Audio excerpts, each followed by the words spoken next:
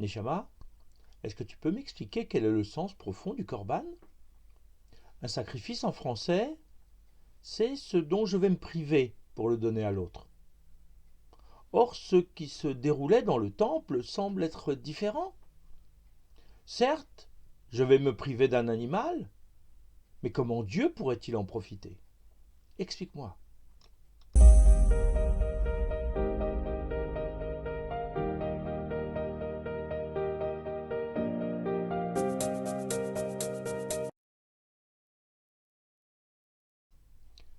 Oui, Ego, je comprends ce qui te dérange. Et tu as raison de l'exprimer. De fait, le sujet est complexe. Et je vais essayer de te donner des pistes de réflexion. Tout d'abord, le terme utilisé pour désigner ce qui se passait dans le temple, le mot korban, vient de la racine karav, qui signifie s'approcher. Ainsi, le korban est un processus de rapprochement du Créateur.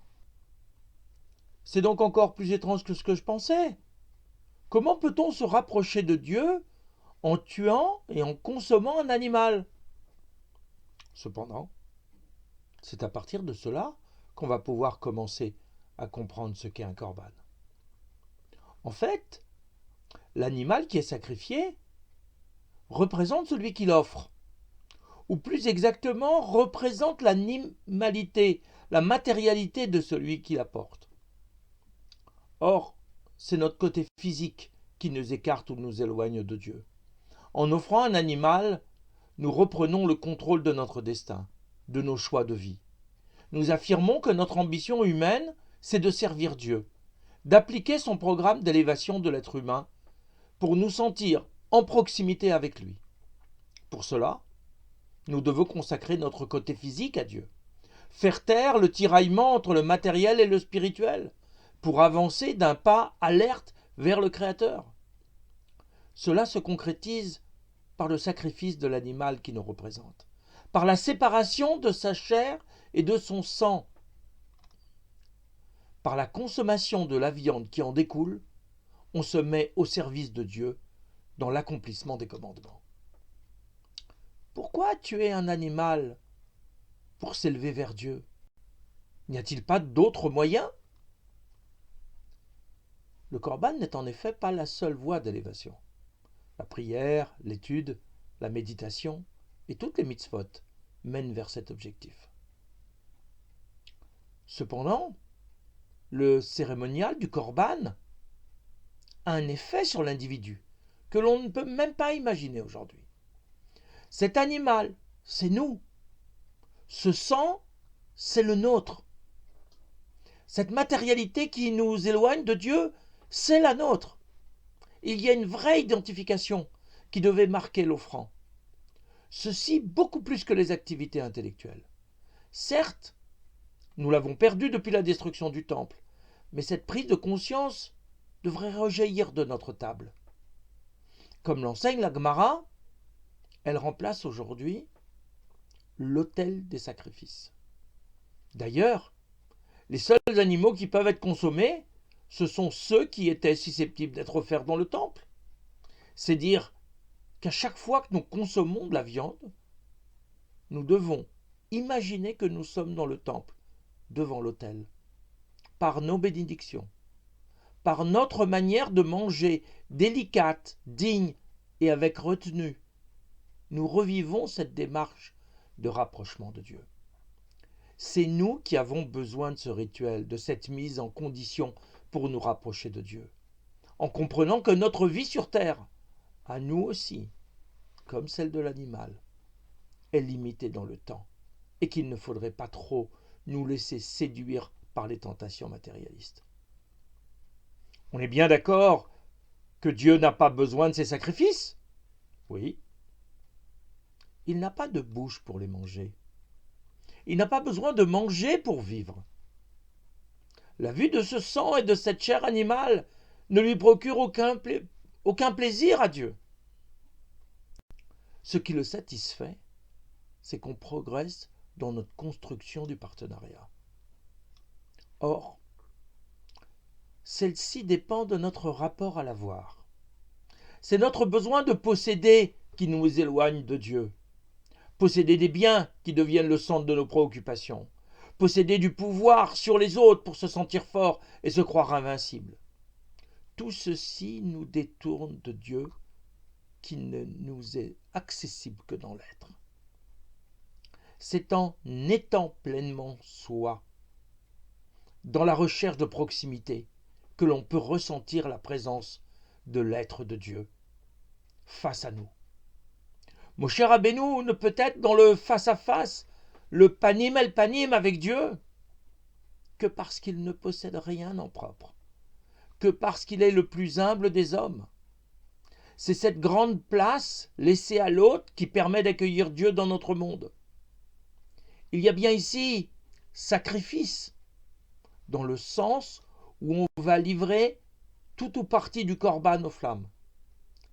C'est ainsi qu'on apprend à se détacher de l'avoir qui fait obstacle à notre démarche spirituelle. Serons-nous capables, également pour l'Holocauste qui est entièrement brûlé, d'être aussi zélés que pour un corban que l'on consommera en partie? Neshama, mais si on consomme l'animal sacrifié qui nous représente, n'est-ce pas comme si on se mangeait soi-même? C'est plutôt dans l'autre sens qu'il faut comprendre le dispositif. Ces animaux qui, d'une certaine façon, représentent notre animalité, sont aussi choisis pour être des modèles de comportement. Les ruminants, qui ont le sabot fendu, sont des animaux paisibles, qui prennent le temps de manger, qui ne sont donc pas des carnassiers qui déchiquettent leurs victimes avec leurs dents acérées. Leurs sabots sont des armes de défense, bien moins efficaces que des griffes ou des sabots entiers. Les oiseaux offerts en sacrifice, et donc consommables, ne sont pas des prédateurs ou des rapaces. Ils se nourrissent essentiellement de graines. Nous sommes ainsi invités à intégrer leurs caractéristiques sociales, à les imiter. La viande mangée s'intègre d'une certaine manière à notre organisme. Ce sont ces attitudes qui sont en mesure de nous conduire au plus près de Dieu. Dois-je devenir comme un bœuf ou comme un mouton? Nous devons apprendre de chacun ce qu'il y a de bien et éviter ses dérives. Selon les kabbalistes, chaque animal correspond à une face négative qu'il va nous falloir effacer et à un espoir de perfection. Le bœuf est grossier physiquement et spirituellement, mais par son sacrifice, il permet d'élever la matière la plus basse.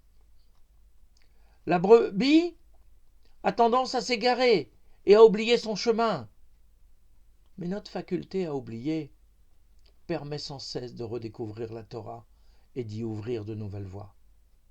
Le bélier, s'il est le plus agressif de sa famille, est aussi celui qui rassemble, qui protège, qui guide le troupeau.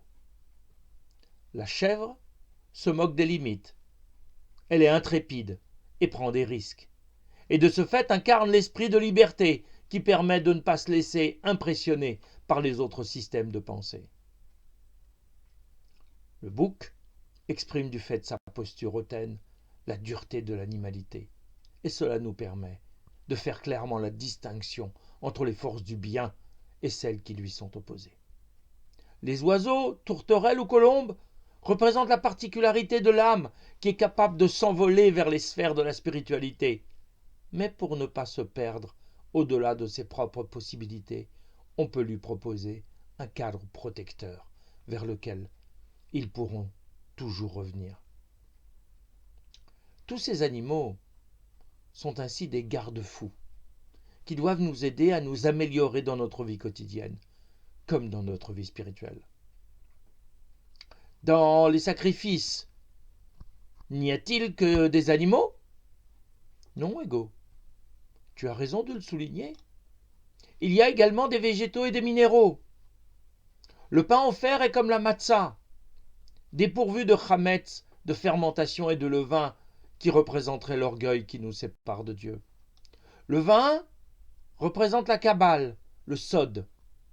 Le raisin a besoin d'être pressé, comme le texte de la Torah, pour nous révéler son secret, son sens caché.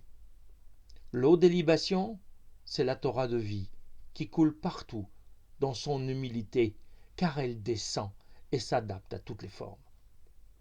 Comme tu peux le comprendre, l'ensemble de ces éléments agissent sur l'esprit de celui qui pénétrait dans le temple pour lui permettre de progresser dans les voies de la Torah.